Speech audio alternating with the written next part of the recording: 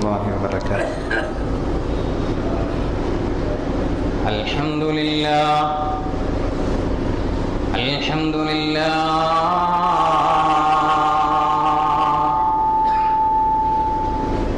نحمده ونستعينه ونستغفره ونؤمن به ونتوكل عليه ونعوذ بالله من شرور أنفسنا ومن سيئات أعمالنا من يهده الله فلا مضل له ومن يضلله فلا هادي له ونشهد أن لا إله إلا الله وحده لا شريك له ونشهد أن سيدنا محمدا عبده ورسوله اللهم صل وسلم وبارك عليه. بسم الله الرحمن الرحيم. سبحانك لا علم لنا إلا ما علمتنا إنك أنت العليم الحكيم. إن نريد إلا الإصلاح ما استطعت وما توفيقي إلا بالله عليه توكلت وإليه أنيب. رب اشرح لي صدري ويسر لي أمري واحلل عقدة من لساني يفقه قولي. ஸல்லல்லாஹு அலைஹி வஸல்லம். கண்ணியத்திற்கும் பெரும் மதிப்பிற்கும் மரியாதைக்கும் உரிய பெரியவர்களே, பாசத்திற்குரிய அருமையான சகோதரர்களே, வருங்கால இஸ்லாத்தினுடைய உயர்வு தாழ்வுகளுக்கு சொந்தக்காரர்களான இளைஞர் பெருமக்களே, எதிர்கால இஸ்லாத்தின் சந்ததிகளே, அல்லாஹ்வுடைய கிருபையும் நபிகள் நாயகம் ஸல்லல்லாஹு அலைஹி வஸல்லம் அவர்களுடைய அன்பும் ஷஃபாஅத்தும் புனித ஜும்மாவினுடைய அமல்களை நிறைவு செய்வதற்காக வேண்டி குழுமியிருக்கின்ற நம்மின் மீதும் நம்மை சார்ந்தவர்களின் மீதும் நாம் நேசிப்பவர்களின் மீதும் நம்மை நேசிப்பவர்களின் மீதும் என்றென்றும் உண்டாகட்டுமாக என்ற நல்ல துஆவோடு இன்றைய ஜும்மாவினுடைய கருத்தாக அல்லாஹுவினை நேசிக்கக்கூடிய நேசர்கள் எந்த அடிப்படையிலே அந்த நேசத்தை அமைத்து கொண்டார்கள் என்ற விஷயத்தை விவாதிக்க வேண்டிய, சிந்திக்க வேண்டிய ஒரு காலகட்டத்திலே நாம் இருக்கிறோம். ஏனென்றால் நபிகள் நாயகம் ஸல்லல்லாஹு அலைஹி வஸல்லம் அவர்களுடைய நேசத்தை இந்த மக்களுக்கு மத்தியிலே நேர்ச்சைகளின் மூலமாக பரப்பப்பட்டு அதோடு அந்த நேசம் முடிந்துவிட்டது என்ற சிந்தனைக்கு தள்ளப்பட்டு அடுத்த கட்டமாக முஹையீத்தீன் அப்துல் காதர் ஜீலானி கத்தஸல்லாஹு சிர்ரஹுல் அஸீஸ் அவர்களுடைய பிறந்த தினத்தை கொண்டாடும் விதமாக அடுத்த நேர்ச்சைகளுக்காக வேண்டி தயாராகி கொண்டிருக்கக்கூடிய ஒரு காலகட்டம். சகோதரர்களே, முதலிலே அல்லாஹுவை நேசிப்பவர்கள் யார், இறை நேசர்களுடைய தன்மை என்ன, நாமும் இறை நேசர்களை நேசிக்கின்றோம் என்று சொன்னால் நம்முடைய வாழ்க்கை தரம் எப்படி இருக்க வேண்டும், அவர்கள் நேசித்ததை போன்று நாமும் நேசிப்பதா, இல்லை அவர்களின் பெயரால் சில சடங்குகளை சம்பிரதாயங்களை செய்வதோடு நிறுத்தி கொள்வதா என்கின்ற ஒரு மிக சிந்தித்து உணர வேண்டிய ஒரு சமூகமாக நம்முடைய சமூகம் தள்ளப்பட்டிருக்கிறது. அல்லாஹு ரப்புல் இஸ்ஸத் சொல்கிறான், ஒரு 8 கூட்டத்தை பற்றி குர்ஆனிலே அல்லாஹு சொல்கிறான். இவர்களை எல்லாம் நீங்கள் நண்பர்களாக எடுத்துக்கொண்டால் வஹசுன உலாயிக ரஃபீகா, உங்களுடைய நண்பர்கள் நல்லவர்களாகி விட்டார்கள்.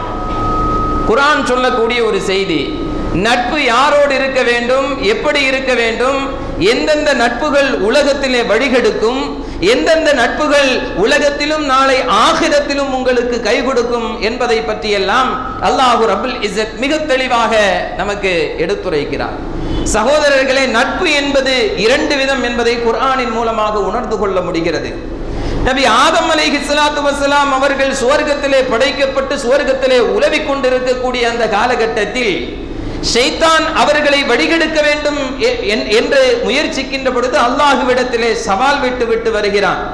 ஷைத்தான் ஆதம் அலைஹிஸ்ஸலாத்து வஸ்ஸலாம் அவர்களை, நம்முடைய தந்தையான ஆதமை சுவர்க்கத்திலிருந்து வெளியேற்றுவதற்காக வேண்டி முயற்சித்து சில காரியங்களை செய்தான். அதில் ஒன்று அவர்களுக்கு விளம்பரம் செய்தான், மற்றொன்று அவர்களுக்கு மிக நெருக்கமாக நண்பனாக மாறினான், மூன்றாவது பெண்களின் மூலமாக மனிதனை வழிகெடுக்க முடியும் என்ற ஒரு யுக்தியையும் அங்கே கையாண்டிருக்கிறான். அல்லாஹ் சொல்றான், சுருக்கமாக இந்த வரலாறு நமக்கெல்லாம் மீண்டும் மீண்டும் சொல்லப்பட்டிருக்கும், நாமும் படித்திருப்போம்.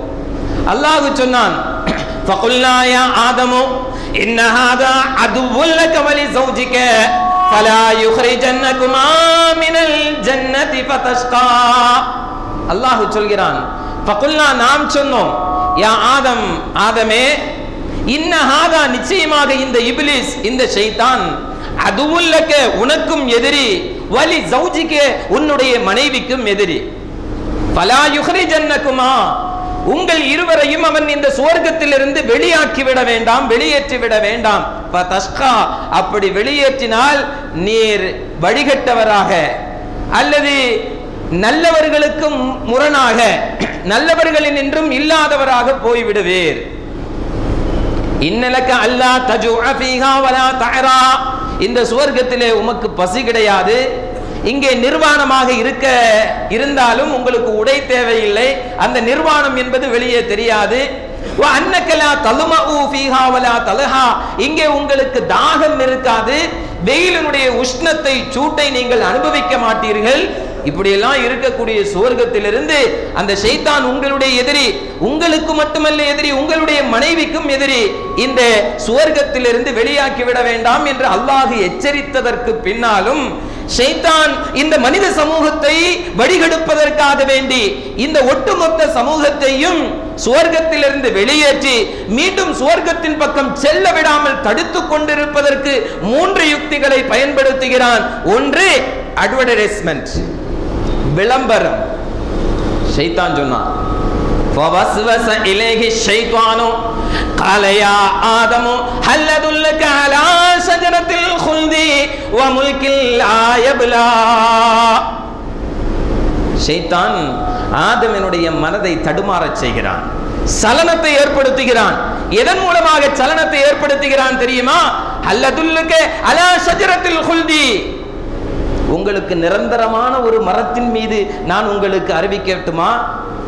அல்லாஹ் சொன்னா சொர்க்கத்தில் எல்லாத்தையும் அனுபவிச்சுக்கோங்க, ஆனால் குறிப்பிட்ட இந்த மரத்தை மட்டும் நீங்கள் நெருங்கக்கூடாது என்று சொன்னார். ஃபலா தக்ரபா ஹாதிஹி ஷஜரா, இந்த மரத்தின் பக்கம் மட்டும் நீங்கள் நெருங்கக்கூடாது. ஷைத்தான் விளம்பரத்தின் மூலமாக முதல்ல இந்த மனித சமூகத்தை கெடுக்கிறது எது? விளம்பரம். ஷைத்தான் முதலில் அதைத்தான் சொன்னான், ஹல் அதுல்லுக அலா ஷஜரத்தில் குல்தி வ முல்கில் லா யப்லா,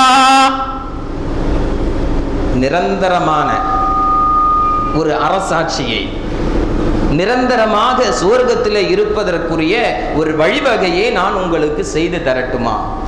அட்வர்டைஸ்மெண்ட்ல கேட்கிறான், உங்களுக்கு பண தேவையா? உங்களுக்கு பணம் அவசியமா? நகை இருக்குதுல்ல, வாங்க முத்தூட் ஃபைனான்ஸ். நீங்க ஏன் கவலைப்படுறீங்க? கையில் நகை இருக்க பணத்தை பற்றிய கவலை எதற்கு? விளம்பரம் வருகிறது, யோசிக்கிறான், நகை இருக்கிறது, கொஞ்ச நாளைக்கு வச்சுட்டு எடுத்துட்டா காரியத்தை சாதிச்சிடலாம். எல்லாம் விளம்பரம். சகோதரர்களே, இன்றைக்கு நம்முடைய வீடுகளில் இருக்கக்கூடிய டெலிவிஷன் பெட்டிகளில் பெரியவர்கள் சீரியலை பார்த்து கொண்டிருக்கின்ற பொழுது விளம்பரம் வந்தால் சமைக்க செல்கிறார்கள். குழந்தைகள் விளம்பரத்தை ஆர்வத்தோடு பார்த்து கொண்டிருக்கிறது. குழந்தைகளுடைய மனதில் சஞ்சலத்தை ஷைத்தான் ஏற்படுத்துகிறான் டெலிவிஷன்களின் மூலமாக. நான் அடிக்கடி சொல்வதுண்டு, பெர்க் அப்படிங்கிற ஒரு சாக்லேட்டினுடைய விளம்பரம், குளுக்கோஸ் கலந்த ஒரு சாக்லேட். அப்பாவும் பொண்ணும் ஜாக்கிங் வர்றாங்க. ஓடி வந்து களைத்து அமர்கிறார்கள். மகள், ஒரு சின்ன பொண்ணு, டீனேஜ் பருவத்தில் இருக்கக்கூடிய பொண்ணு, பாக்கெட்டில் இருந்து குளுக்கோஸ் கலந்த சாக்லேட்டை எடுத்து அப்பாவுக்கு கொடுக்கிறார்.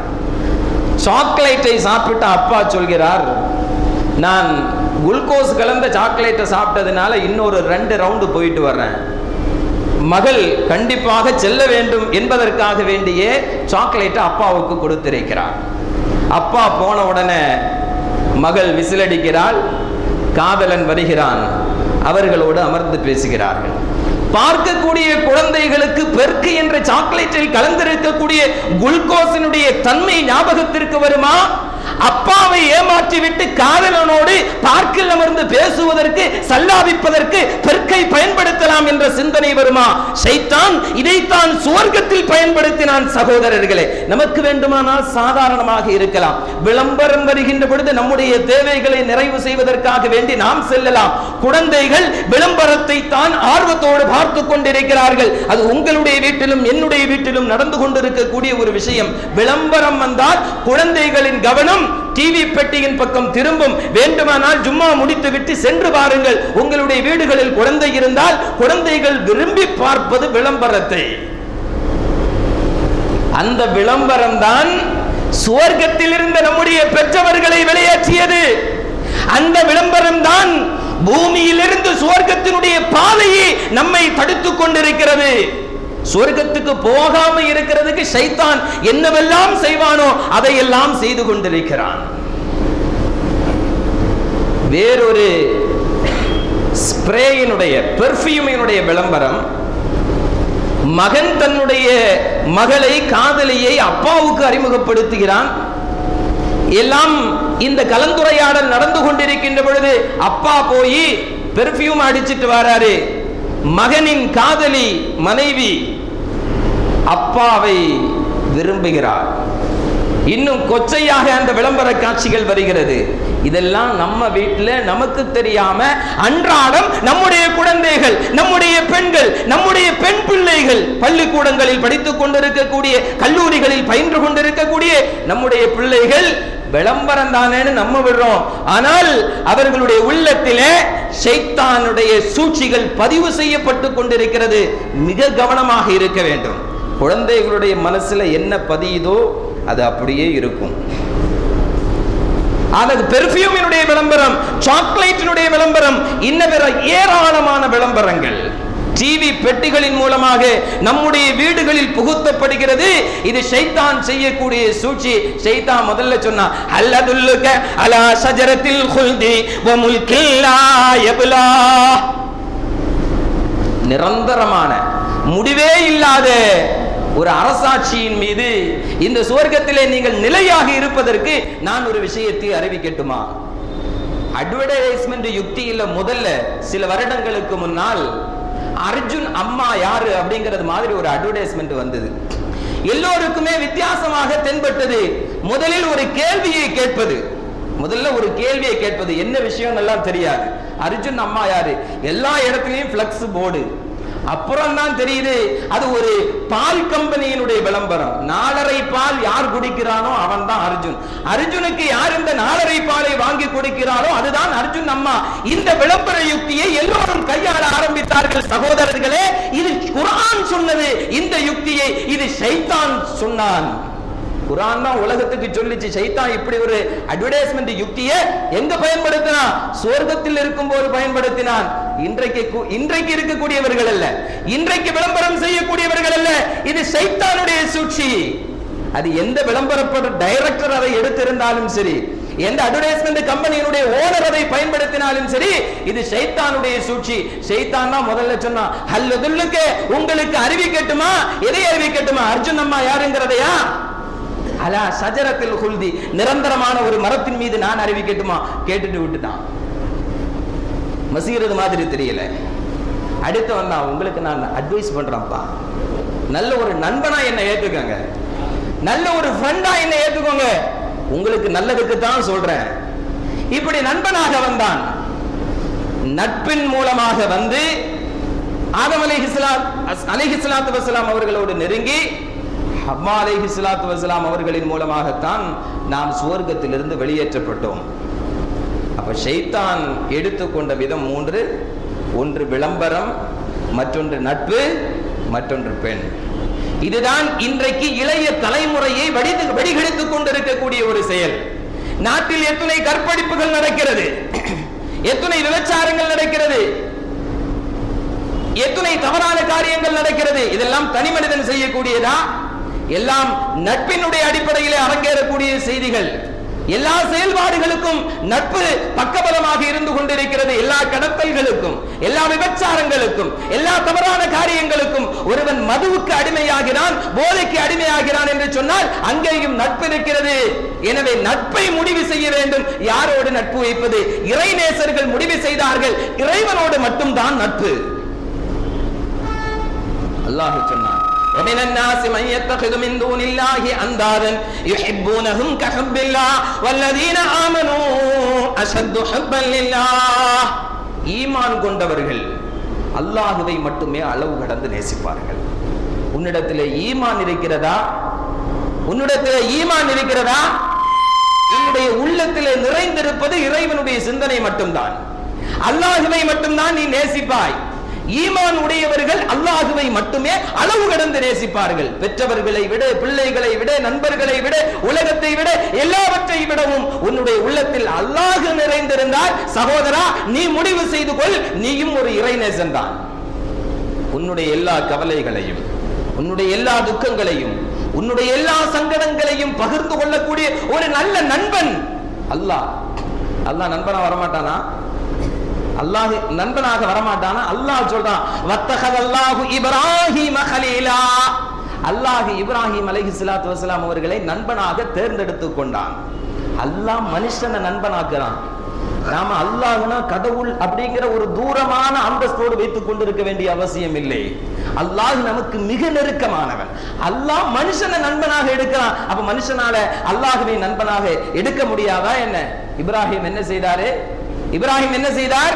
எல்லாவற்றையும் அல்லாஹ்விற்காக வேண்டி கொடுத்தார். அல்லாஹ் நண்பனா எடுத்துக்கிட்டான். நாமும் இறைவனுக்கு அல்லாஹ்வுக்கு நண்பனாக மாற முடியும். என்ன செய்யணும்? எல்லாவற்றையும் அல்லாஹ்விற்காக வேண்டி அமைத்துக் கொள்ள வேண்டும். குழந்தைய, மனைவிய மக்கால கொண்டு போய் விட்டுட்டு வந்தாரு. ரப்பனா இன்னி அஸ்கந்து மின் துர்ரியதி பிவாதின் கைரி தி ஸர்இன் இந்த பைத்திகல் ஹரம். இப்ராஹிம் சொன்னார், யா அல்லாஹ், இந்த ஹரம் அப்படிங்கிற பகுதியில விவசாயம் இல்லாத, தண்ணீர் இல்லாத, நிழல் இல்லாத, உணவில்லாத ஒரு பகுதியிலே என்னுடைய மனைவியையும் மக்களையும் நான் விட்டு செல்கிறேன். எல்லாவற்றையும் அல்லாஹ்விற்காக வேண்டி கொடுத்தார். அல்லாஹ் சொன்னான், நான் இப்ராஹிமை நண்பனாக தேர்ந்தெடுத்திருக்கிறேன். சகோதரா, நீயும் நண்பனாக முடியும். எல்லாவற்றையும் அல்லாஹ்விற்காக வேண்டி கொடுத்தால். நாம எல்லாவற்றிற்காக வேண்டியும் அல்லாஹ்வை விட்டு கொடுக்கிறோம். அப்புறம் எப்படி அல்லாஹ்வுடைய நட்பு கிடைக்கும்? உலகத்தினுடைய நட்பெல்லாம் பணத்தின் அடிப்படையில் இருப்பது, செல்வாக்கின் அடிப்படையில் இருப்பது. இன்றைக்கு உனக்கு இருக்கக்கூடிய நட்பு வட்டம் நாளை நீ வீழ்ந்தால் எழுதி வைத்துக்கொள், இருக்கவே இருக்காது. எத்துணை நட்பு கை கொடுக்கும்? ஒரு மனிதன் வீழுகின்ற பொழுது நல்ல நண்பர்கள் மட்டுமே கை கொடுப்பார்கள். அல்லாஹ்விற்காக வேண்டி நேசிக்கக்கூடியவர்கள், அல்லாஹ்விற்காக வேண்டி பகைமை பாராட்டக்கூடியவர்கள். இந்த நட்பு தான் நிரந்தரமா இருக்கும். நீ அல்லாஹ்வை நேசிக்கின்ற காரணத்தினால் உன்னை நேசிக்கக்கூடிய நண்பன். இது இல்லாத எந்த நட்பும், அவன் பள்ளிக்கூடத்தில் படித்தாலும் சரி, மதரசால ஓதனாலும் சரி, கல்லூரியில் ஒன்றாக படித்தாலும் சரி, வேலை பார்க்கக்கூடிய இடத்தில் உள்ள நண்பனாக இருந்தாலும் சரி, இந்த நட்பெல்லாம் உனக்கு ஒருபோதும் கை கொடுக்காது. நீ வளர்த்து விட்ட, நீ உருவாக்கிவிட்ட எத்தனையோ நண்பர்கள் நீ வீழ்ந்து கிடக்கின்ற பொழுது கை கொடுக்க மாட்டார்கள். அல்லாஹ் அப்படி அல்ல. நீ உயர்ந்திருந்தாலும் தாழ்ந்திருந்தாலும் அல்லாஹ்வை நண்பனாக எடுத்துக்கொண்டான். இரவு நேரத்தில் அவனுக்காக வேண்டி எழுந்து 2 ரக்காத்தை தொழுது உன்னுடைய சங்கடங்களை, உன்னுடைய கஷ்டங்களை, உன்னுடைய எல்லா விதமான சிரமங்களையும் அல்லாஹ்வோடு பகிர்ந்து கொண்டால், அல்லாஹ்வை நண்பனாக நீ ஏற்றுக்கொண்டிருந்தால் அவன் கை கொடுப்பான் இன்ஷா அல்லாஹ். இப்ராஹிம் நபிக்கு அல்லாஹ் கை கொடுத்தான்.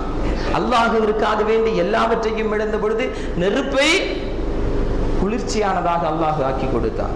விவசாயம் இல்லாத ஒரு பகுதியை விவசாயம் நிறைந்திருக்கக்கூடிய ஒரு பகுதியாக ஆக்கி கொடுத்தார். இன்றைக்கு சவுதி அரேபியாவிலே பெருமையோடு சொல்கிறார்கள், அபஹா என்ற பகுதி ஊட்டியை போன்றிருக்கிறது. அங்கே கேரட் விளைகிறது, அங்கே தக்காளி விளைகிறது, அங்கே ஆப்பிள் கிடைக்கிறது. ஊட்டியை விட மிக சுவையாக இருக்கிறது அங்குள்ள தாவரங்கள். சகோதரா, குர்ஆன் சொல்கிறது இப்ராஹிம் நபி அலைஹிஸ்ஸலாத்து வஸ்ஸலாம் அவர்கள் அங்கே செல்லுகின்ற பொழுது குடிப்பதற்கு கூட தண்ணீர் இல்லை. இன்று ஜம்சம் என்ற ஒரு கிணறு உலகத்திற்கே தண்ணீர் புகட்டி கொண்டிருக்கிறது என்று சொன்னால், அல்லாஹ் நண்பனாக ஏற்றுக்கொண்ட இப்ராஹிம் நபி அலைஹிஸ்ஸலாத்து வஸ்ஸலாம் அவர்கள் கேட்ட துஆ. எல்லாவற்றையும் அல்லாஹ்விற்காக வேண்டி கொடுத்தார்கள். நீரே இல்லாத பாலைவன பகுதியில் இருந்து அல்லாஹ் உலகத்திற்கு நீர் கொடுக்கிறார். விவசாயம் செய்யவே முடியாது என்று எல்லோரும் தோற்று போன ஒரு பகுதியில் இருந்து எல்லா விதமான பழவர்க்கங்களையும் அல்லாஹ் கொடுக்கிறான். காரணம், அல்லாஹுவை நண்பனாக அவர்கள் தேர்ந்தெடுத்துக் கொண்டார்கள். அல்லாஹ் அவர்களை நண்பனாக தேர்ந்தெடுத்துக் கொண்டான். எனவே நாம் முடிவெடுக்க வேண்டிய விஷயம் நம்முடைய நண்பர்கள் யார், யாரோடு நெருக்கமாக இருக்கிறோம், யாரோடு தொடர்புகள் வைத்துக் கொள்கிறோம், யாரோடு சுக துக்கங்களை பகிர்ந்து கொள்கிறோம். அல்லாஹுவை நேசிப்பவர்களோடா, அல்லாஹ் நேசிப்பவர்களோடா, அல்லது அல்லாஹுவை ஒதுக்கி வைப்பவர்களோடா, அல்லாஹ் ஒதுக்கி வைப்பவர்களோடா முடிவு செய்து கொள்ளுங்கள். நம்முடைய வீட்டில் உள்ள பெண்களுக்கும் இது பொருந்தும். அவங்க யாரு கூட பேசுறாங்க, எந்த குழுவில் அவர்கள் மெம்பர்களாக இருக்கிறார்கள். இன்றைக்கு ஒரு குழு கூட்டம் அப்படிங்கறத அமைச்சு எல்லோருமே அதில் கலந்திருக்கிறார்கள். நல்லவர்கள், கெட்டவர்கள், அந்நிய ஆண்களோடு சகவாசம் வைத்துக் கொள்பவர்கள், கணவனுக்கு தெரியாமல் கண்டவனோடு போன் பேசக்கூடியவர்கள். இதெல்லாம் யாருக்கு ஃப்ரெண்டு? நம்ம மனைவி, நம்ம மக்கள் இருக்கக்கூடிய குழுவில் அவங்களும் வர்றாங்க. உமர் ரலியல்லாஹு தஆலா அன்ஹு அவர்கள் அம்ர் இப்னு ஆஸ், யமன் தேசத்திலே கவர்னராக இருந்த அம்ர் இப்னு ஆஸ் ரலியல்லாஹு தஆலா அன்ஹு அவர்களுக்கு ஒரு கடிதம் எழுதுகிறார்கள். கடிதத்தினுடைய கருத்து என்ன தெரியுமா? அம்ரே, நான் ஒரு விஷயத்தை கேள்விப்படுகிறேன். அங்கே இஸ்லாமிய பெண்கள் குளிப்பதற்காக வேண்டி செல்லுகின்ற பொழுது, குளத்திற்கு ஆற்றிற்கு குளிப்பதற்காக வேண்டி செல்லுகின்ற பொழுது, அங்கே மிக மோசமான பெண்களோடு அவர்கள் கலந்திருப்பதாக நான் கேள்விப்படுகிறேன். ஒரு இஸ்லாமிய ஆட்சி நடந்து கொண்டிருக்கக்கூடிய பகுதியில் இது மாதிரியான ஒரு கலந்துரையாடல் நடக்கலாமா? நல்ல பெண்கள் நல்ல பெண்களோடு தான் நட்பு வைக்க வேண்டும். என்னுடைய மனைவி நல்லவள் தான், ஆனா பக்கத்து வீட்டுக்காரி ஏத்த வீட்டுக்காரி மோசமானவா, அவங்க கூட பேசுறதுனால என் மனைவி கெட்டு போக மாட்டாள், ஒருபோதும் சொல்லக்கூடாது. சகோதரர்கள், குர்ஆன் பெண்கள் யாரோடு தொடர்பு வைத்திருக்க வேண்டும் என்பதை நீண்ட பட்டியலிட்டு சொல்கிறது. அதனால அம்ர் இப்னு ஆஸுக்கு உமர் இப்னு கத்தாப் ரலியல்லாஹு தஆலா அன்ஹு அவர்கள் கடிதம் எழுதுகிறார்கள். அங்கே இஸ்லாமிய பெண்கள் குளிக்க செல்லுகின்ற பொழுது குழுவில இல்ல, மகளிர் அணியில இல்ல, லைன்ஸ் கிளப்ல இல்ல, எதுல தேவைக்காக வேண்டி குளிக்க செல்லுகின்ற பொழுது அந்த குளிக்கடவில் கூட, குளிக்கக்கூடிய இடத்தில் கூட ஒழுக்கமில்லாத மற்ற பெண்கள் கலந்திருக்கிறார்கள் அப்படிங்கிறத கண்டிச்சு கடிதம் எழுதுகிறார்கள். அதற்கு பின்னால் அது மாற்றப்படுகிறது. இன்றைக்கு வசதி படைத்த எத்துணை பெண்கள் லயன்ஸ் கிளப்ல மெம்பரா இருக்கிறாங்க. குடிக்கக்கூடிய பெண்களோடு ரோட்டரி கிளப்புக்கு எத்தனை பேர் மனைவியை கூட்டிட்டு போறாங்க? எல்லாம் இஸ்லாமியர்கள் செய்து கொண்டிருக்கக்கூடிய செயல். எத்தனை பேர்கள் குழு கூட்டங்களிலே தங்களுடைய பெண்களை அனுமதித்துக் கொண்டிருக்கிறார்கள். அவங்க கொடுக்கிற 5000, 10,000, 20,000 லோனுக்காக வேண்டி. இதெல்லாம் தான் சமுதாயத்தை சீரழித்துக் கொண்டிருக்கிறது. ஆனா நாம ஒரு இடத்துல இருந்து பேசிட்டு இருக்கோம், இந்த சமுதாயம் பின்தங்கி போயிட்டே இருக்கு, அனாச்சாரங்கள் பெருகி போய் கொண்டே இருக்கிறது, நம்முடைய வீட்டிலிருந்து தான் அது நடந்து கொண்டிருக்கிறது அப்படிங்கிறத நாம மறுக்கிறோம். சமுதாயத்தை பற்றி சிந்திக்கிறோம், குற்றம் சொல்லிக் கொண்டிருக்கிறோம், அது நம்முடைய வீடுகளிலும் இருக்கிறது அப்படிங்கிறத நாம ஒத்துக்கொள்ள மறுக்கிறோம். சகோதரர்களே, நட்பின் மூலமாகத்தான் உலகத்தில் நடந்து கொண்டிருக்கக்கூடிய அனைத்து சீர்கேடுகளும் கலாச்சார சீரழிவுகளும் இருந்து கொண்டிருக்கிறது அப்படிங்கிறத முதல்ல உணரணும். நம்ம பையன் படிக்கிறான், 5 லட்சம் 10 லட்சம் கொடுத்து அட்மிஷன் வாங்கிட்டோம், அவன் யாரு கூட ஃப்ரெண்ட்ஷிப் வச்சிருக்கிறான் அதை கவனிக்கணும். நம்ம பிள்ளை ஸ்கூலுக்கு போறா, ஆட்டோல போறா இல்ல வேன்ல போறா, நம்ம கொண்டு போய் விடுறோம். ஸ்கூல்ல யாரு கூட ஃப்ரெண்ட்ஷிப், அவளுடைய நட்பு வட்டம் என்ன, அதை மிக முக்கியமாக கவனிக்கணும். எல்லாம் முடிஞ்சு போனதுக்கு பின்னால நான் அப்படி வளர்த்தேன், இப்படி வளர்த்தேன், அவ்வளவு கொடுத்தேன், இவ்வளவு கொடுத்தேன், போயிட்டாளே அப்படின்னு சொல்லி பேப்பர்ல இன்னைக்கு அட்வர்டைஸ்மெண்ட் வருது. ஒரு அறிவிப்பு, அப்புறம் மறுப்பு அறிவிப்பு. இதுதான் இன்னைக்கு பத்திரிகையில வந்து கொண்டிருக்கிறது. அவர் யாரோடு பழகுகிறார், யார்கிட்ட போன்ல பேசுறார், அவருடைய நட்பு வட்டம் என்ன, நம்முடைய பிள்ளைகளுடைய நட்பு வட்டம் என்ன, இதை பெற்றவர்கள் கவனிக்க வேண்டும். நபிகள் நாயகம் ஸல்லல்லாஹு அலைஹி வஸல்லம் சொன்னாங்களா இல்லையா, ஒருவனுடைய நண்பனை வைத்து இவனுடைய குணாதிசயங்களை புரிந்து கொள்ளலாம். உன்னுடைய நண்பனை பற்றி சொல், நான் உன்னை பற்றி சொல்கிறேன் என்றார்கள் அறிஞர்கள். நட்புங்கிறது மிக முக்கியம். அதனாலதான் அல்லாஹ் சொன்னா, ஒரு 8 பேரை பத்தி சொல்லிட்டு சொன்னா, வஹசுன உலாயிக ரஃபீகா, இவர்களை நண்பர்களாக எடுத்துக்கொண்டவர்கள் பத்தி தான் நாம தொடர்ந்து பேச போறோம். முதலில் நேசத்திற்கு தகுதியானவன், நட்பு வைப்பதற்கு தகுதியானவன் அல்லாஹ். அப்ப அல்லாஹ் கூட ஒரு ஃப்ரெண்ட்ஷிப் வைக்கணும்னா, அல்லாஹ் கூட ஒரு நட்பு வைக்கணும்னா, முதல்ல அல்லாஹ் யாருன்னு தெரியணுமா வேண்டாமா? அல்லாஹ் எங்க இருக்கிறான்? உடனே சொல்லுவோம் அல்லாஹ் எங்க இருக்கிறான், வானத்தில் இருக்கிறான். முதல்ல அல்லாஹ்னா யாரு, அது நிறைய பேருக்கு நமக்கு தெரியாது. அல்லாஹ் என்றால் யார்? ஏதோ நாம எல்லாம் பொதுக்கூட்டங்கள்ல பேசுவோம், இந்த சர்வ சமய கூட்டங்கள்ல எப்படி கிறிஸ்துவர்களுக்கு இயேசுவோ, இந்துக்களுக்கு பரமாத்மாவோ அல்லது சிவனோ, அது மாதிரி முஸ்லிம்களுக்கு அல்லாஹ். நாங்க அல்லாஹ்ங்கிறோம், நீங்க சிவன்கிறீங்க அல்லது பிரம்மாங்கிறீங்க, நீங்க இயேசுங்கிறீங்க. சகோதரர்களே, அதுவல்ல, அதெல்லாம் விவரம் தெரியாதவர்கள் பேசக்கூடிய பேச்சு. அல்லாஹ் என்று சொன்னால் எப்படி இந்துக்களுக்கு கிறிஸ்தவர்கள், இந்துக்களுக்கு சிவன் கடவுளோ, கிறிஸ்தவர்களுக்கு இயேசு கடவுளோ, அது மாதிரி முஸ்லிம்களுடைய கடவுள் அல்ல அல்லாஹ். அல்லாஹ் என்று சொன்னால் வணக்கத்திற்கு தகுதியானவன், இதுதான் அர்த்தம். நேரடி தமிழ் அர்த்தம் என்னது? வணக்கத்திற்கு தகுதியானவன். வணக்கத்திற்கு தகுதியானவன் அப்படிங்கறத ஏதாவது ஒரு ஆளுக்கு பேர் வைக்க முடியுமா? ஏதாவது ஒரு உருவத்துக்கு பேர் வைக்க முடியுமா? இல்லை. இந்த உலகத்தில் வணங்கப்படக்கூடிய அனைத்து வணக்கத்திற்கும் தகுதியானவன் யாரோ அவன் தான் அல்லாஹ். அது அரபியில அல்லாஹ்னு சொல்றோம், தமிழ்ல வணக்கத்திற்கு தகுதியானவன். சரி, இவன் எங்க இருக்கிறான்? வானத்திலையா? அல்லாஹ் கூட ஃப்ரெண்ட்ஷிப் வைக்கணும்னா, அல்லாஹ் கூட நட்பு வைக்கணும்னா முதல்ல அல்லாஹ்வை பத்தி தெரிஞ்சிருக்கணும். இப்ப புதுசா அறிமுகமாகிற ஒருத்தன் கூட உடனே திக்கு ஃப்ரெண்ட்ஷிப் ஆகிட மாட்டோம், கொஞ்ச நாள் ஆகும். முதல்ல மோதிக்குவான், அப்புறம் தான் ஃப்ரெண்ட்ஷிப் வரும். எல்லாவற்றையும் எல்லா பேக்ரவுண்டையும் தெரிஞ்சதுக்கு பின்னால்தான் நட்பு வைப்பான். ஆனா இன்னைக்கு அந்த நட்பு எல்லாம் ஒண்ணும் கிடையாது. ஒரு பப்பு சிகரெட்டை கொடுத்துட்டா நட்பு, கோட்டர் வாங்குறதுக்கு ஷேர் பண்ணிக்கிட்டா அவன் நட்பு, ஏதாவது ஒரு பெண் கடலை போடுவாள் என்ற நம்பரை கொடுத்துட்டா அவன் ஃப்ரெண்டு. இப்படித்தான் ஃப்ரெண்ட்ஷிப் ஓட்டம் வருகிறது. ஆனால் யதார்த்தமான நட்பு எப்படி இருக்க வேண்டும்? ஏற்கனவே சொன்னேன், நீ துவா செய்ய வேண்டும் என்று கேட்டுக்கொள்ளாமல் உனக்காக வேண்டி துவா செய்பவன் தான் யதார்த்தமான நண்பன். துவா செய்யுங்க அப்படின்னு சொல்ல வேண்டிய அவசியம் இல்லை. நாம் கேட்டுக்கொள்ளாமலேயே நமக்காக வேண்டி யார் துவா செய்கிறார்களோ அவன் நல்லா இருக்கணும் அப்படின்னு சொல்லி துவா செய்யறாங்க இல்லையா, இதுதான் யதார்த்தமான நண்பர்கள். இப்ப ஒரு ஆளு கூட நட்பு வைக்கணும்னு சொன்னா அவரை பத்தி தெரிஞ்சிருக்கணும். அல்லாஹுவோடு நட்பு பாராட்ட வேண்டும் என்று சொன்னால் இது சீசன். முஹீதீன் அப்துல் காதர் ஜீலானி கத்தஸல்லாஹு சிரஹுல் அஸீஸ் அவர்களின் பெயரால் மௌலூது ஓதப்பட்டு, குடியேற்றப்பட்டு, நேர்ச்சை வழங்கப்பட்டு, அதோட என்ன செய்யறோம்? நாங்கள்லாம் இறைநேசர்கள், அஹ்லு சுன்னத்தி வல் ஜமாத். நாங்கள் எல்லாம் யாரு? இறை நேசர்களை நேசிக்கக்கூடியவர்கள். நேர்ச்சி கொடுக்கிற அன்னைக்கு தொழுகை இருக்காது. எப்படி இறைவனை நேசிக்கக்கூடிய நேசர்களை நாம நேசிக்க முடியும்? அவர்கள் எப்படி நேசித்தார்கள் அப்படிங்கிறத படிக்கணும் முதல்ல. அது மாதிரி நாமும் நேசிக்க வேண்டும் என்ற ஒரு சின்ன அளவு சிந்தனையாவது நமக்கு வர வேண்டும். அப்போ நபிகள் நாயகம் ஸல்லல்லாஹு அலைஹி வஸல்லம் அவர்கள் ஓதுகிறார்கள், பிஸ்மில்லாஹிர் ரஹ்மானிர் ரஹீம், குல் ஹுவல்லாஹு அஹத், அல்லாஹு ஸமத், லம் யலித் வலம் யூலத் வலம் யகுல் லஹு குஃபுவன் அஹத். அல்லாஹ் ஒருவன், அவன் தேவையற்றவன், அவன் யாருக்கும் பிறக்கவும் இல்லை, யாரையும் பெறவும் இல்லை, அவனுக்கு நிகராக யாருமே இல்லை அப்படின்னு ஓதுன உடனே சஹாபிகள் கேட்கிறாங்க, யா ரசூலல்லாஹ், அல்லாஹ் எங்கிருக்கிறான்? ஒருவேளை மீலாது சீசன் முடிஞ்ச உடனே ஸலவாத்தினுடைய வேகம் குறையுதுன்னு நினைக்கிறேன். நேர்ச்சையெல்லாம் கொடுத்து முடிச்சாச்சா, இனி அடுத்த ரபியுல் அவ்வல்ல ஸலவாத்து சொன்னா போதும் அப்படிங்கிற மாதிரி ஒரு சிந்தனை நமக்கு. இது முஹீதீன் அப்துல் காதர் ஜீலானி சீசன். அதனால இப்போ முஹீதீன் மௌலூது தான், இப்போ ரசூலுல்லாஹ் மௌலூது தேவையில்லைங்கிற ஒரு முடிவுக்கு வந்துட்டோமோ என்னமோ. சகோதரர்களே, ஸலவாத்தினுடைய வேகம் குறைந்து விட்டால் அல்லாஹ்வுக்கு அடுத்து நட்பு வைக்க வேண்டியது யாரு? நபிகள் நாயகம் ஸல்லல்லாஹு அலைஹி வஸல்லம். அந்த நட்பும் மிக முக்கியமானது. இன்ஷா அல்லாஹ் அடுத்தடுத்த காலங்களில் பார்ப்போம். அந்த நட்பினுடைய முதல் அடையாளம் அவர்களுடைய பெயர் சொன்னால் ஸலவாத்து சொல்வது.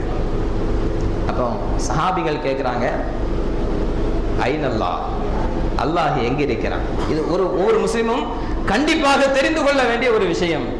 நபிகள் நாயகம் ஸல்லல்லாஹு அலைஹி வஸல்லம் அவர்கள் சொன்னார்கள், அல் அர்ஷ், அர்ஷின் மீது இருக்கிறான். அரிசி எங்கே இருக்குது? அடுத்த கேள்வி தானே வரும். அரிசி எங்கே இருக்கிறது? அரிசி எங்கே இருக்கு? வானத்துல. நமக்கெல்லாம் அடிக்கடி கேட்டது அரிசி, குருசு, இது மாதிரியான விஷயங்கள். அப்ப அரிசி எங்கே இருக்கிறது? காபாவிற்கு நேராக வானத்தில் இருக்கிறது அப்படின்னு நாம சொல்லுவோம். அப்படித்தானா இல்லையா? காபா எங்க இருக்கிறதோ அதற்கு நேர மேல வானத்தில் இருக்கு. ஆனால் நபிகள் நாயகம் ஸல்லல்லாஹு அலைஹி வஸல்லம் அவர்கள் என்ன சொன்னார்கள் தெரியுமா? கல்புல் முஃமினி அர்ஷுல்லாஹ். மூமினுடைய இதயம் தான் அல்லாஹ்வினுடைய அர்ஷ். அல்லாஹ்வை எங்க தேட வேண்டியதில்லை, வானத்துல தேட வேண்டியதில்லை. அதனாலதான் நாம தூரமாக்கி வச்சிருக்கிறோம். அல்லாஹ் எங்க இருக்கிறான்? வானத்துல இருக்கிறான். வானம் எங்க இருக்கிறது? அது இதுவரைக்கும் தெரியாது. சூரியனுக்கு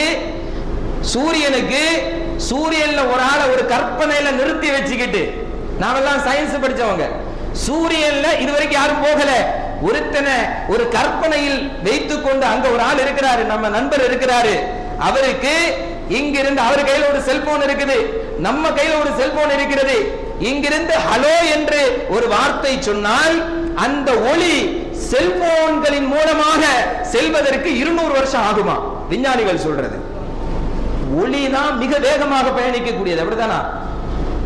இந்த ஒளி பயணிக்கக்கூடிய வருஷம் எத்தனை வருஷம்? 200 வருஷங்கள். இங்க இருந்து ஹலோன்னு சொன்னா உடனே திரும்ப ஹலோன்னு கேட்கலன்னா என்னப்பா டவர் இல்லாத ஊர்ல இருக்கிற, செல்போனை தூர போடுன்னு சொல்லுவோம். இந்த ஹலோங்கிற வார்த்தை, பூமியிலிருந்து சொல்லப்பட்ட ஹலோ என்ற வார்த்தை சூரியனை சென்று அடைய வேண்டும் என்று சொன்னால் 200 ஆண்டுகள். அப்ப இதிலிருந்து அதுக்கு பின்னால வானம் இருக்குது. அப்படிங்கிறதுனாலதான் நாம் அல்லாஹ்வை தூரமாக்கிட்டோம். அல்லாஹ்வை தூரமாக்கின காரணத்தினாலதான் யாரை கூப்பிடுறோம்? முஹிதீன் ஷேഖ கூப்பிடுறோம், ஆத்தங்கர தாய கூப்பிடுறோம், பொட்டல் புதூர், இவங்க எல்லாம் யாரு? பக்கத்துல இருக்கிறாங்க. ஒரு 50 கிலோமீட்டர். கூடி போன அஜ்மீர் ஒரு 500 கிலோமீட்டர். இதெல்லாம் நம்முடைய தூரத்தில் தெரியுது. மேப்ல பாக்குறோம். போயிட்டு வந்தவங்க சொல்றாங்க, இங்க இருந்து ஒரு வேன் பிடிச்சு போயிடலாம். பொட்டல் புதூர் 60 கிலோமீட்டர்ல இருக்கு, நாகூர் 400 கிலோமீட்டர்ல இருக்கு. இந்த தூரம் எல்லாம் நமக்கு தெரிகிறது. அல்லாஹ்வை ரொம்ப தூரமாக்கிட்டோம். எங்க ஹலோன்னு சொன்னா போன்ல போய் சேர்றதுக்கே 200 வருஷம் ஆகும்னா, நாம அல்லாஹ்னு கலாச்சார பள்ளியில இருந்து கூப்பிட்டா அது அரிசிக்கு போறதுக்கு எவ்வளவு நாள் ஆகும்? ஆனா முஹிதீன் ஷேഖ என்ன பண்ணிடுவாங்க? 50 கிலோமீட்டர் தான். டக்குன்னு இங்க சொன்னா அவங்க எடுத்து சொல்லி நமக்கு வாங்கி தந்துருவாங்க. இப்படின்னு பாமர மக்களும் படித்தவர்களும் புரிந்து கொள்வதற்கு காரணம் என்ன தெரியுமா? நாம அல்லாஹ்வை தூரமாக்கி கொண்டிருக்கிறோம். ஆனால் நபிகள் நாயகம் ஸல்லல்லாஹு அலைஹி வஸல்லம் அவர்கள் சொன்னார்கள், நீ அல்லாஹ்வை வானத்துல தேடாத, பிரபஞ்சத்துல தேடாத, புளூட்டோல தேடாத, செவ்வாயில தேடாத, கிரகங்கள்ல எல்லாம் தேடாத. கல்புல் முஃமினி அர்ஷுல்லாஹ். மூமின்களுடைய உள்ளம் தான் அல்லாஹ்வினுடைய அரிசி என்று சொன்னார்கள். வாழ்க்கையில் ஒருபோதும் பொய்யுரைக்காத அஷ்ரஃபுல் ஹல்கி முஹம்மது முஸ்தபா ஸல்லல்லாஹு அலைஹி வஸல்லம். குர்ஆன் அதனால தான் சொல்லுது, வனஹனு அக்ரபு இலைஹி மின் ஹப்லில் வரீத். பிடரி நெருப்பை விட மிக சமீபமாக நாம் இருக்கிறோம். நீ அங்கெங்கெல்லாம் போய் தேடுற? அல்லாஹ் கூட ஃப்ரெண்ட்ஷிப் வைக்கணும்னா என்ன செய்யணும்? என்ன செய்யணும்? மூமின்களுடைய உள்ளங்களை குளிரச் செய்ய வேண்டும். மூமின்களுடைய உள்ளங்களை குளிரச் செய்ய வேண்டும். முதல்ல உன் உள்ளத்தை நீ பார்க்கணும். அல்லாஹ்வை பார்க்க வேண்டும் என்று சொன்னால் அல்லாஹ்வினுடைய அரிசி இருக்கக்கூடிய உன்னுடைய உள்ளம் அது அழுக்கடைந்திருக்கிறதா, அது சாக்கடையாக இருக்கிறதா, அது பிரைட்டா இருக்கா, ஒளியா இருக்கா? முதல்ல உன் உள்ளத்தை பார்க்கணும். அடுத்து அருகாமையில் இருக்கக்கூடிய ஒரு உன்னுடைய முஸ்லிம் சகோதரன், அவனுடைய உள்ளத்தை பார்க்கணும். அவனுடைய உள்ளத்தை சந்தோஷமடைய செய்தால் அரிசை சந்தோஷமடைய செய்கிறாய், அல்லாஹ்வை சந்தோஷமடைய செய்கிறாய். நபிகள் நாயகம் ஸல்லல்லாஹு அலைஹி வஸல்லம் அவர்கள் தொழுகைக்காக வேண்டி ஒருபோதும் தாமதித்ததே கிடையாது. ஆனால் வரலாற்றில் பார்க்கிறோம், ஒரே ஒரு முறை காமத்து சொல்லப்பட்டதற்கு பின்னால் அபூபக்கர் சித்தீக் ரலியல்லாஹு தஆலா அன்ஹு அவர்கள் தொழுகை நடத்துகிறார்கள். ரசூலுல்லாஹ் வர்றாங்க. வந்ததற்கு பின்னால் அபூபக்கர் சித்தீக் அவர்கள் அப்படியே ஒதுங்கிக் கொள்கிறார்கள். ரசூலுல்லாஹி ஸல்லல்லாஹு அலைஹி வஸல்லம் அவர்கள் அந்த தொழுகையை தொடர்ந்து அப்படியே நடத்துகிறார்கள். புகாரியிலே, முஸ்லிமிலே நாம பார்த்த ஹதீஸ். தொழுகை தானங்க முக்கியம். பாங்கு சொல்லப்பட்டு விட்டால் வியாபாரம் செய்யறது ஹராம். அப்படித்தானா இல்லையா? பாங்கு சொல்லப்பட்டதற்கு பின்னால் ஜும்மாவுடைய தினங்களில் அல்ஹம்துலில்லாஹ் நம்முடைய சகோதரர்கள் எல்லோருமே இன்றைக்கு பாங்கு சொன்ன உடனே கடை அடிச்சிடறாங்க. அதற்கு பின்னால் வியாபாரம் செய்யறது ஹராம். அப்படின்னா காமத்து சொன்னதற்கு பின்னால ரசூலுல்லாஹ் வெளியே நின்னா அதை எப்படி ஒத்துக்கொள்ள முடியும்? ஆனால் அன்றைய தினம் ரசூல் தாமதித்தது இரண்டு முஸ்லிம்களுடைய உள்ளங்களில் இணைப்பை ஏற்படுத்துவதற்காக வேண்டி. ரசூலுல்லாஹ் வெளியே நின்று ரெண்டு பேருக்கு மத்தியில இணக்கத்தை ஏற்படுத்துகிறார்கள். காமத்து சொல்லப்படுது, தொழுகையை நடத்த சொல்றாங்க. ரசூலுல்லாஹ் வர்றாங்க, வந்து இரண்டாவது ரக்காயத்திலே கலந்து கொள்கிறார்கள். 3 ரக்காயத்து தான் தொழுக வைக்கிறாங்க, ஒரு ரக்காயத்து தொழுகவும் இல்லை. அப்படின்னா இந்த ஒரு ரக்காயத்தினுடைய அந்தஸ்து எதற்கு வழங்கப்படுகிறது? இரண்டு மூமின்களுடைய உள்ளத்தை இணைத்து வைப்பதற்கு. இப்ப புரிஞ்சிருச்சா இல்லையா? அல்லாஹ் எங்க இருக்கிறான்? மூமின்களுடைய உள்ளத்தில் இருக்கிறான். உன்னுடைய பக்கத்து வீட்டுக்காரன் பசித்து இருக்கின்ற பொழுது, அவனுடைய வீட்டில் ஏழை குமர் இருக்கின்ற பொழுது நீ ஹஜ்ஜுக்கு செல்லலாமா? செல்லலாமாங்க? செல்லக்கூடாது. அப்துல்லாஹ் இப்னு முபாரக் ரலியல்லாஹு அன்ஹு நபிகள் நாயகம் ஸல்லல்லாஹு அலைஹி வஸல்லம் அவர்களுக்கு பின்னால் வந்த மிகச்சிறந்த அறிஞர்களில் ஒருவர் ஹஜ்ஜுக்கு போறார். ஹஜ்ஜுக்கு போகக்கூடிய காலங்களில் தன்னுடைய சீடர்களோடு, நண்பர்களோடு, சஹாபாக்களோடு போறார். போகக்கூடிய காலகட்டங்களில் ஒரு கிராமத்தில் ஒரு பெண் வந்து இறந்து கிடக்கக்கூடிய ஒரு பட்சியை, ஒரு பறவையை எடுத்து செல்கிறார். கேட்குறாங்க, ஏன் இறந்து கிடக்கக்கூடிய பறவையை எடுத்துட்டு போறாங்க? தோழர்கள் தொடர்கிறார்கள். பார்த்தா அவங்க வீட்டில் குழந்தைகள் எல்லாம் பசியால் பட்டினியால் வாடிக்கொண்டிருக்கிறது. அதனால எதையாவது கொடுத்து அவங்களை காப்பாற்றணும். ஒருத்தர் மரிச்சு போறான்னு சொன்னா மரண தருவாயில் என்ன செய்யலாம்? இறந்து போனவற்றை சாப்பிடலாங்கிறது ஷரியத்தை அனுமதிக்குது. அதனால் தன்னுடைய பிள்ளைகளுடைய உயிரை பாதுகாப்பதற்காக வேண்டி இறந்து கிடந்த பிராணியை எடுத்து செல்கிறாள் அப்படிங்கிற செய்தி வந்தோடனே அப்துல்லாஹ் இப்னு முபாரக் ரலியல்லாஹு அன்ஹு சொன்னாங்க, எல்லாரும் சேமித்து வைத்திருக்கக்கூடிய பொருளை எல்லாம் கொண்டு வாங்க, கொண்டு வந்துட்டு இந்த கிராமத்தில் உள்ள ஏழைகளுக்கு எல்லாம் கொடுங்கள், உங்களுக்கு ஹஜ்ஜினுடைய நன்மை கிடைச்சிருச்சு, திரும்ப போங்கன்னு சொன்னாங்க. ஆதாரபூர்வமான செய்தி இது. இன்னைக்கு நாம மாசம் மாசம் உம்ராவுக்கு போறோம், வசதி இருக்கிறது. ஆனா சொந்த அண்ணன் தம்பி பட்டினியில, பசியில, கடன்ல, வட்டி கடன்ல உடன்று கொண்டிருக்கிறான். வருஷம் ஹஜ்ஜுக்கு போறோம். ஆனா நம்ம சொந்தத்துல குமரு இருக்கிறது, திருமணம் செய்து கொடுக்க முடியாமல் திணறிக் கொண்டிருக்கிறார். சகோதரர்களே, அல்லாஹ் எங்கிருக்கிறான்? மக்காவில் சென்று அல்லாஹ்வினுடைய பொருத்தத்தை பெறுவதை விட மிகச்சிறந்தது ஒரு பாவப்பட்டவனுடைய மனதை சந்தோஷப்படுத்துவது என்றார்கள் நபிகள் நாயகம் ஸல்லல்லாஹு அலைஹி வஸல்லம் அவர்கள். ஹதீஸ் இது. ஏதோ பாவங்களுக்காக வேண்டி பரிந்து பேசுவதில்லை, இந்த மார்க்கம் அதுதான். ஆனால் இன்றைக்கு பச்ச சகோதரனை காயப்படுத்துகிறோம், சகோதரனை புண்படுத்துகிறோம், சகோதரனை வேதனைப்படுத்துகிறோம். நாம் சொல்லிக் கொள்கிறோம் நாம் இறைநேசனுடைய நேசர்கள், நாங்கள் இறைவனுக்காக வேண்டி எல்லாம் துறந்தவர்கள். சகோதரா, பள்ளிக்கு வந்து அருகாமையில் இருக்கக்கூடிய சகோதரனை காயப்படுத்திவிட்டு நீ தொழுதாய் என்று சொன்னால் உன்னுடைய தொழுகை அங்கீகரிக்கப்படவே செய்யாது. இந்த மார்க்கம் சொல்கிறது சகோதரனுடைய உள்ளத்தை என்ன செய்யணும்? மகிழ செய்ய வேண்டும். அல்லாஹ்வோடு நட்பு பாராட்டுகிறாய் என்று சொன்னால் மூமின்களோடு நட்பு பாராட்டு. அல்லாஹ் பொருந்திக் கொள்கிறான். அல்லாஹ்வை நேசிப்பவர்கள் மூமின்கள். அந்த மூமின்களை நீ நேசி, அல்லாஹ் நேசிக்கிறான் உன்னை இன்ஷா அல்லாஹ்.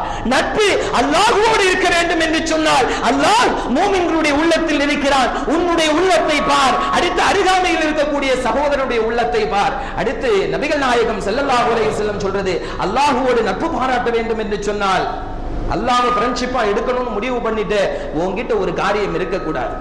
என்ன இருக்கக்கூடாது தெரியுமா? உன்னுடைய சரீரத்துல, உன்னுடைய உடல்ல ஹராம் கலந்து இருக்கக்கூடாது. அல்லாஹ் என்ன செய்ய மாட்டான்? உன்னை ஃப்ரெண்டா எடுத்துக்க மாட்டான். நீ வேண்டுமானால் அல்லாஹ்வோடு நட்பு பாராட்ட முயற்சி செய்யலாம். ஹராம் உன்னுடைய உடலில், உன்னுடைய உடையில், உன்னுடைய வீட்டில், உன்னுடைய சம்பாத்தியத்தில் இருந்தால் அல்லாஹ் நம்மை நண்பனாக எடுத்துக்கொள்ள மாட்டான். அதனாலதான் அபூபக்கர் சித்திக் ரலியல்லாஹு தஆலா அன்ஹு அவர்கள் பசியோடு பட்டினியோடு துடித்துக் கொண்டிருக்கிறார்கள், வயிறை பிடித்து துடித்துக் கொண்டிருக்கிறார்கள். வரலாற்றில் ஒரு ஹலீஃபாவிற்கும் எந்த ஆட்சியாளனுக்கும் இது மாதிரியான அவலச்சூழல் ஏற்பட்டதுண்டா? புர்னே மன்னனுடைய வீட்டு வாசல்களில் 700க்கும் மேற்பட்ட வாகனங்கள் இருக்கிறது. ஃபெராரி, லம்பாகனி, ஆடி உட்பட 700க்கும் மேற்பட்ட வாகனங்கள். ஒரு குட்டி நாட்டினுடைய மன்னனுடைய வீட்டு வாசல்களில் அணிவகுத்து வைக்கப்பட்டிருக்கக்கூடிய வாகனங்கள் 800க்கும் மேற்பட்டவைகள். அபூபக்கர் சித்திக் ரலியல்லாஹு தஆலா அன்ஹு அவர்கள் கலீஃபா பசியால் துடித்துக் கொண்டிருக்கிறார்கள். இதுதான் இஸ்லாமிய ஆட்சி. இன்றைக்கு முஸ்லிம்கள் ஆட்சி செய்து கொண்டிருக்கக்கூடிய பகுதி 2600 கோடிக்கு ஒரு சொகுசு விமானத்தை சவுதியினுடைய இளவரசர் வாங்குகிறார். எங்க போச்சு இஸ்லாமிய ஆட்சி? அமெரிக்காவை ஏசி பேசிக் கொண்டிருக்கிறோம். ஹலீஃபாக்களுடைய வாழ்வுக்கும் இஸ்லாமியர்களுடைய வாழ்வுக்கும் மத்தியில் வித்தியாசம் எவ்வளவு வந்து விட்டது? எங்க போச்சு அந்த நடைமுறை எல்லாம்? எப்படி கிடைக்கும் அல்லாஹ்வினுடைய உதவி? அப்ப அல்லாஹ்வினுடைய நட்பு வேணும்னு சொன்னா என்ன செய்யக்கூடாது? ஹராம் கலந்திருக்கவே கூடாது. அபூபக்கர் சித்திக் ரலியல்லாஹு தஆலா அன்ஹு அவர்கள் பசியால் துடித்துக் கொண்டிருக்கிறார்கள். பசியால் துடிக்கின்ற காரணத்தினால் அந்த நேரத்தில் தன்னுடைய அடிமை போறாரு, வேலைக்காரர் போறாரு. வேலைக்காரரிடத்திலே கேட்கிறார், ஏதாவது இருக்குதாப்பா பசிக்கு? ஒரு ஹலீஃபாவின் வாழ்க்கை சகோதரர்களே பாடமாக இருக்க வேண்டும். வட்டிக்கு வாங்கியாவது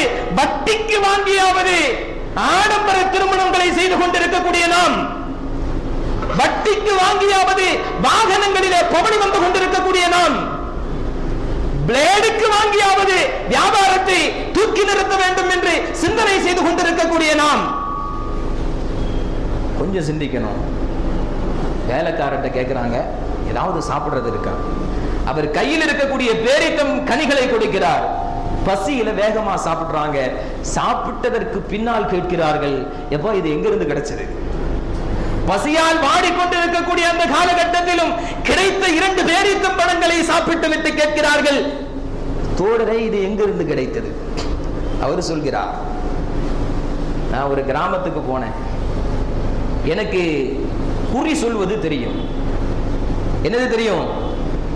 குறி சொல். நம்ம இன்னைக்கு ஆலிம் சாக்களை நாடுறதே அதுக்குத்தானே, இமாம்களை நாடுவதே அதுக்குத்தான். என்னது? இந்த ஃபால் கிதாபு பார்த்து தெரியுமா? நான் ஓதி முடிச்சுட்டு வந்த உடனே ஒரு ஊர்ல இமாமத்துக்கு போன உடனே ஒரு வீட்டுக்கு கூப்பிட்டாங்க. துவா ஓதுறதுக்கு தான் கூப்பிடுவாங்க இமாம்கள். அப்படிதான் நான் பறக்கத்துக்காக வேண்டி துவா செய்யறேன். போன உடனே கேட்டாங்க, உங்களுக்கு இந்த ஃபால் கிதாபு பார்க்க தெரியும்? அது ஃபால் கிதாபுன்னு தெரியாது, பால் கிதாபுன்னு சொல்லுவாங்க. இப்போ நான் சொன்னேன், எனக்கு பால் கிதாபுனா என்னன்னே தெரியாது, நீங்க ஆலிம் சாதானான்னு கேட்டாங்க. என்னடா இந்த கிதாபு தெரியலன்னா இவனுக்கு பட்டமும் கொடுத்து நம்ம ஊர்ல இமாமாவை வச்சிருக்கிறாங்க பால் கிதாபு. அப்புறம் தான் விசாரிச்சா அது பால் கிதாப். இது வானலோகத்திலே வான சாஸ்திரங்களை பற்றி ஆராய்ச்சி செய்யக்கூடிய ஒரு கிதாப். தொழுகையினுடைய நேரத்தை கணிப்பதற்காக வேண்டி இமாம்கள் அதை எழுதி வச்சிருக்கிறாங்க. அந்த கிதாபை வச்சு நாம என்ன சொல்றது? இந்த நட்சத்திரத்தில் பிறந்தா இவன் இவ்வளவு சம்பாதிப்பான், இவன் இந்த பொண்ணை கட்டுவான், இந்த பொண்ணை கூட்டிட்டு போவான், இவன் டைவர்ஸ் பண்ணுவான், இதெல்லாம் வச்சுட்டு யாரு சொல்றது? குறி சொல்றது. அப்போ இப்படி குறி சொல்றது யாருக்கு தெரியும்? அபூபக்கர் சித்திக் ரலியல்லாஹு தஆலா அன்ஹு அவர்களுடைய வேலைக்காரர், அவர் முஸ்லீம் இல்லை, அந்த அடிமைக்கு தெரியும். நான் இந்த கிராம வழியா போனேன். அப்போ அங்கே எனக்கு குறி சொல்ல தெரியும் என்று அவங்களுக்கு தெரிஞ்ச காரணத்தினால குறி சொல்ல சொன்னாங்க. நான் குறி சொன்னேன். அதற்கு இனாமாக கூலியாக கொஞ்சம் பேரித்தம்பழத்தை கொடுத்தாங்க. அது கையில் இருந்தது. நீங்க பசியில இருக்கிறீங்க அப்படிங்கிறதுனால நான் அதை கொடுத்தேன். நீங்க முடிவு செய்துக்கிடுங்க. நிறைய ஆலிம் சாக்கள்கிட்ட, நம்ம யாரும் ஆலிம் சாக்கள்கிட்ட வாங்கி சாப்பிடுறது இல்லை. ஆலிம் சாக்கள் கூட டீ குடிக்க போனா என்ன செய்யணும்? நாம காசு கொடுக்கிறது நல்லது. அப்படிதானா இல்லையா? ஏனென்றால் இன்றைக்கு சமூகத்திலே இமாம்கள் குறி சொல்வதற்குத்தான் தயாராகி கொண்டிருக்கிறார்கள். அது பெருகி போய்விட்டது. அப்படிப்பட்ட ஆலிம் சாக்களுக்கு தான் மதிப்பு. சட்டை போட்டு தொப்பி போட்டாலாம் மதிப்பு இல்லை. பச்சை தலப்பா கட்டி ரோசு துண்டை போட்டு ஏன்னா இந்த மாதிரி ஃபால் கிதாபு பார்க்க தெரிந்தவர்கள் தான் சமூகத்தில் உண்மையிலேயே யாரு ஆலிம் சாக்கள் என்று மதிக்கப்படுகிறார்கள், இமாம்கள் என்று மதிக்கப்படுகிறார்கள். அப்போ அவர் சொல்றாரு, இந்த மாதிரி குறி பார்த்துட்டு வந்து கிடைச்ச படத்துல நான் உங்களுக்கு கொடுத்தேன். உடனே அப்பதான் இந்த சம்பவம் நடக்குது. நாம அடிக்கடி கேள்விப்படுவோம், அபூபக்கர் சித்திக் ரலியல்லாஹு தஆலா அன்ஹு அவர்கள் விரலை வாயிலே விட்டு வாமிட் பண்ணாங்க அப்படின்னு. வாந்தி எடுத்துக்கொண்டே இருக்கிறார்கள். சாப்பிட்டதெல்லாம் வெளியே வருகிறது, ரத்தம் வருகிறது, மீண்டும் விரலை விட்டு வாந்தி எடுத்துக்கொண்டே இருக்கிறார்கள். எல்லாம் முடிந்ததற்கு பின்னால் மயங்கி விடுகிறார்கள். மயக்கம் தெளிந்ததற்கு பின்னால் அல்லாஹ்விடத்திலே துஆ செய்கிறார்கள். அல்லாஹ்வே, அல்லாஹ்வே, இந்த அபூபக்கர் சித்திக்கினுடைய வயிற்றில், இந்த அபூபக்கர் சித்திக்கினுடைய சரீரத்தில் இந்த ஹராமில் இருந்து ஏதாவது ஒரு பாகம் மிச்சம் இருந்தால் அல்லாஹ்வே நான் உன்னிடத்தில் மன்னிப்பு கேட்கிறேன். அல்லாஹ் என்னை பொறுத்துக்கொள் அல்லாஹ், என்னை மன்னித்து விடு அல்லாஹ். இதன் காரணமாக இந்த ஹராமில் இருந்து ஏதாவது என்னுடைய சரீரத்தில் கலந்திருந்தால் அல்லாஹ்வே நாளை மறுமையில் உனக்கும் எனக்கு இருக்கக்கூடிய இந்த உறவில், இந்த பந்தத்தில், இந்த தொடர்பில் எதையும் குறைத்துக் கொள்ளக்கூடாது அல்லாஹ். சகோதரர்களே சகோதரர்களே, அபூபக்கர் சித்திக் ரலியல்லாஹு தஆலா அன்ஹு அவர்கள் பசியால் பட்டினியால் வாடிக்கொண்டிருக்கக்கூடிய அந்த நேரத்திலும் கூட கிடைத்த 2 பேரீத்தம்பழங்களை சாப்பிட்டு அது ஹராமான காரியத்திலிருந்து கிடைக்கப்பட்டது என்பது உணர்ந்ததற்கு பின்னாலும் கூட வாந்தி எடுத்து ரத்த வாந்தி எடுத்ததற்கு பின்னால் துஆ செய்கிறார். அல்லாஹ்வே இதன் காரணமாக இதிலிருந்து ஏதாவது ஒரு அம்சம், ஏதாவது ஒரு துண்டு இதன் மூலமாக என்னுடைய சரீரத்தில் இருந்தால் அதன் காரணமாக நாளை மறுமையில் அபூபக்கரே உனக்கும் எனக்கும் சம்பந்தம் இல்லை என்று என்னை ஒதுக்கி விடாதே அல்லாஹ், என்னை ஓரம் கட்டி விடாதே அல்லாஹ், என்னை அப்புறப்படுத்தி விடாதே அல்லாஹ். அபூபக்கர் சித்திக் ரலியல்லாஹு தஆலா அன்ஹு அவர்கள் துஆ செய்து அழுது கொண்டே இருந்தார்கள் என்ற செய்தியை வரலாற்றிலே பார்க்கிறோம். என்றால் அவர் வட்டி வாங்கினா பிரச்சனை இல்லை, டொனேஷனா நமக்கு கொடுத்துட்டா கூடுன்னு சொல்லி இமாம்கள் இயக்கங்களை வளர்ப்பதற்காக வேண்டி ஃபத்வா கொடுக்கக்கூடிய காலகட்டங்களில் நாம் இருக்கிறோம். நம்ம வீடு லோன்ல இருக்குது, நம்முடைய வியாபாரம் லோன்ல இருக்குது, நாம போகக்கூடிய வாகனம் லோன்ல, பேங்க் லோன்ல இருக்குது. எப்படி அல்லாஹ்விற்கு மத்தியில் தொடர்பு இருக்கும்? எப்படி நம்முடைய துஆக்கள் அங்கீகரிக்கப்படும்? யூனுஸ் உபைதா ரலியல்லாஹு அன்ஹு ஒரு சஹாபி, அவர் ஒரு வியாபாரம் செய்து கொண்டிருக்கிறார். இன்னைக்கு வியாபாரத்தில் என்னது இருக்குது? ஃபர்ஸ்ட் குவாலிட்டி, செகண்ட் குவாலிட்டி இருக்குதா இல்லையா? Korea made in Korea, made in China, made in Japan, made in China, அஸ்லி திஜாரி இரண்டுமே இருக்கிறது. இன்னைக்கு எல்லா பொருட்களையும் வந்துருச்சு. அப்படிதான் சைனா மார்க்கெட்ல போய் ஒரு பொருளை எந்தெந்த குவாலிட்டியில் தயாரிக்க வேண்டும் என்று சொன்னால் 10 தரத்திலே நமக்காக வேண்டி தயாரித்து தருகிறார்கள். உயர்ந்த தரமும் கிடைக்கும், அதில் மிக மிக தாழ்ந்த தரமும் கிடைக்கும். ஆனா நாம வியாபாரம் செய்யறோம் எப்படி? ஒரிஜினல்ங்க. ரியல் எஸ்டேட் பண்றோம், எப்படி பண்றோம்? 395க்கு வாங்கினது 4.25, வாங்கினது எவ்வளவு? 1.25. ஏழைகளால் இடம் வாங்கவே முடியல. 1க்கு 10 மடங்கு லாபம் கிடைச்சு நாம சம்பாதிச்சு நாம வளரணும். பக்கத்து வீட்டுக்காரன் குடிசையை வித்துட்டு போனா அதையும் வாங்கணும். ஏன் கபராவில் வைக்க போறோம்? இல்லை சகோதரர்களே, மற்றவனுடைய வேதனையை வழியை உணர்ந்து கொள்ளக்கூடிய ஒரு தன்மை இந்த சமூகத்தில் இல்லை. எவனாவது வீழ்ந்து நொடிந்து கடன்பட்டு வீட்டை வித்துதான் அவனுடைய கடனை அடைக்க வேண்டும் என்று சொன்னால் வீட்டை மலிவான விலைக்கு பேசி அவனை விரட்டுவதற்கு இந்த சமூகம் தயார். வீழ்ந்து நொடிந்து போகக்கூடியவனுக்கு கைபிடித்து உயர்த்துவதற்கு இந்த சமூகத்தில் ஆள் இல்லாமல் போய்விட்டது. வருத்தமான செய்தி. அப்ப யூனுஸ் உபைதா ரலியல்லாஹு அன்ஹு வியாபாரம் பண்றாங்க. தன்னுடைய சகோதரனை கடைக்கில வச்சுட்டு தொழுகைக்காக வேண்டி போறாங்க. ஒரு வெளிநாட்டு கஸ்டமர் ஒரு ஆள் வர்றாரு. கன்னியாகுமரியில போய் பார்த்தோம்னு சொன்னா இந்த வியாபாரத்தினுடைய யுக்தி நமக்கு தெரியும். ரேடோ வாட்சின்னு தருவாங்க, 4 நாளைக்கு கூட ஓடாது. ஒரிஜினல் ரேடோன்னு சொல்லி தருவாங்க.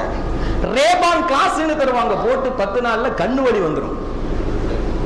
இது மாதிரி இவருடைய கடையில் 2 குவாலிட்டி இருக்கிறது. ஃபர்ஸ்ட் குவாலிட்டியினுடைய விலை 200 திர்ஹம், செகண்ட் குவாலிட்டியினுடைய விலை 100 திர்ஹம். வெளிநாட்டில இருந்து ஒரு ஆள் கஸ்டமர் வர்றாரு. வந்தால் 100 திர்ஹத்திற்கு உண்டான ஒரு உடையை வாங்குகிறார். தம்பி என்ன செய்யறாரு? 200 திர்ஹத்தை வாங்குகிறார். செகண்ட் குவாலிட்டியை கஸ்டமர் எடுக்கிறாரு, ஃபர்ஸ்ட் குவாலிட்டியினுடைய விலையை வாங்குகிறார். யூனுஸ் உபைதா ரலியல்லாஹு அன்ஹு அவர்கள் தொழுது விட்டு வருகிறார்கள். இவருடைய கடையிலிருந்து உடையை எடுத்துட்டு போறதை பார்க்கிறாரு. அப்ப அவரை நிறுத்தி கேட்கிறாரு, எவ்வளவு கொடுத்து வாங்கினீங்க? அவர் சொல்கிறார் 200 திர்ஹம். அப்படியா? கொள்ள அடிச்சுட்டான் வாங்க. அவருடைய கடையிலிருந்து 200 திர்ஹம் கொடுத்து வாங்கிய பொருளை சொல்றாரு, இல்ல இல்ல இதனுடைய விலை 100 திர்ஹம், வாங்க நான் 100 திர்ஹம் வாங்கி தர்றேன். இவர் சொல்றாரு, கஸ்டமர் சொல்றாரு, நுகர்வோர் செய்கிறார். அவர் என்ன சொல்றாரு? எங்க எனக்கு சாட்டிஸ்ஃபைடு, எனக்கு பிடிச்சிருக்குது, எங்களுடைய நாட்டில் இதுக்கு 250 திர்ஹம் கூட கொடுக்கலாம், அதனால பிரச்சனை இல்லை, 100 திர்ஹம் தானே போட்டும். இல்லை இல்லை, யூனுஸ் உபைதா ரலியல்லாஹு அழைச்சிட்டு வர்றாங்க. அழைச்சிட்டு வந்து தம்பிகிட்ட கேட்குறாங்க, ஏன்பா 100 திர்ஹம் உள்ள உடைக்கினே நீ 200 திர்ஹம் வாங்கின? இல்லை, அது அவருக்கு பிடிச்சிருக்குதுன்னு சொன்னாரு, நான் உண்மையை சொல்லித்தானே வாங்கினேன். தம்பி கேட்கிறாரு, உண்மையை சொல்லித்தானே வாங்கினேன். அவரும் பொருந்தி கொண்டாரு. கஸ்டமர் சொன்னாரு, விட்டு தள்ளுங்க, எங்க நாட்டில் இதுக்கு விலை கூடுதல், 200 வச்சுட்டு போங்க, பிரச்சனை இல்லை. யூனுஸ் சொல்கிறார், இல்லை அது கூடாது, வியாபாரம் இப்படி செய்யக்கூடாது. தம்பி சொன்னார், நானும் பொருந்தி கொண்டேன், அவரும் பொருந்தி கொண்டார். இதுல என்னங்க இருக்கு? ஃபர்ஸ்ட் குவாலிட்டியா செகண்ட் குவாலிட்டியா இங்க மேட்டர் இல்ல. என்ன விஷயம்? நானும் பொருந்தி கொண்டேன், வாங்குபவரும் பொருந்தி கொண்டார். யூனுஸ் கேட்டார், வியாபார சகோதரர்களே, நீங்கள் எதை விற்றாலும் இந்த விஷயத்தை கவனத்தில் கொள்ள வேண்டும். யூனுஸ் என்ன சொன்னார் தெரியுமா? சகோதரா, தம்பி, நீயும் பொருந்தி கொண்டாய், அவரும் பொருந்தி கொண்டார். ஆனால் இந்த வியாபாரத்தை அல்லாஹ் பொருந்தி கொண்டானா என்பதை நீ மறந்து விட்டாயே. நீ செய்யக்கூடிய வியாபாரம் அது ஜவுளி கடையோ அல்லது செல்போனோ அல்லது இன்ன பிற ஸ்தாபனங்களோ அல்லது ரியல் எஸ்டேட்டோ, நீ செய்யக்கூடிய வியாபாரம் நீயும் பொருந்திக்கிட்ட, வாங்குறவரும் பொருந்திக்கிட்டு தான் வாங்குறாரு. ஆனால் இந்த வியாபாரத்தை அல்லாஹ் பொருந்தி இருக்கிறான் அப்படிங்கறத நீ கவனிக்க வேண்டாமா? கொள்ளை லாபம் அடிப்பது ஹராம் என்பதை யூனுஸ் உபைதா ரலியல்லாஹு தஆலா அவர்கள் இந்த சமூகத்திற்கு சொல்லித் தருகிறார்கள். அப்போ அளவு வியாபாரம் செய்யலாம், ஒரு மிதமான லாபத்தை தான் வைக்க வேண்டும். அளவு கடந்து லாபம் வச்சால் அதுவும் எங்க ஆயிரும்? ஹராம் ஆயிரும் என்பதை சஹாபிகள் நமக்கு உணர்த்தி தருகிறார்கள். அல்லாஹுவோடு நட்பு வைக்க வேண்டும் என்று சொன்னால், அல்லாஹ்வினுடைய நேசத்திற்கு உரியவர்களாக ஆக வேண்டும் என்று சொன்னால், ஹராமிலிருந்து ஒரு துளி கூட நம்முடைய ரத்தத்திலோ நம்முடைய உடையிலோ நம்முடைய வாகனத்திலோ நம்முடைய வீட்டிலோ இருக்கக்கூடாது. இருந்தால் நாம யாருடைய ஃப்ரெண்ட்ஷிப்? ஷைத்தானுடைய ஃப்ரெண்ட்ஷிப் தான் வைக்க முடியுமே தவிர அல்லாஹ்வினுடைய நட்பு நமக்கு கிடைக்காது. அல்லாஹ்வினுடைய நட்பு கிடைத்தால் நம்முடைய சங்கடம், நம்முடைய துக்கம், நம்முடைய இன்னல்கள், நம்முடைய இழப்புகள் எல்லாம் அவனோடு பகிர்ந்து கொண்டால் இன்ஷா அல்லாஹ் சகோதரர்களே, அல்லாஹ் ஒரு நண்பன் என்ற அடிப்படையில் நம்முடைய சகல துக்கங்களையும் அவன் நிவர்த்தி செய்து தருகிறான் என்பதாக குர்ஆனிலே அவன் வாக்களிக்கிறான். ஷைத்தான் வாக்களிக்கிறான், நீ உலகத்தில் உள்ளதை எல்லாத்தையும் அனுபவிச்சுக்கோ, இதுதான் சமயம், இதுதான் நேரம், இதுதான் சம்பாதிக்கக்கூடிய காலகட்டம், இது சீசன், இதுல சம்பாதிச்சுக்கோ.